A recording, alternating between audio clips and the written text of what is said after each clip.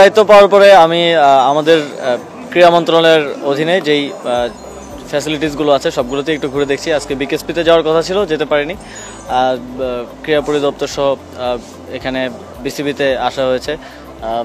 অবকাঠামোগত যেই অবস্থা আছে সেটা দেখতে চেয়েছিলাম, সেটা দেখলাম ঘুরে ঘুরে সব জায়গায়।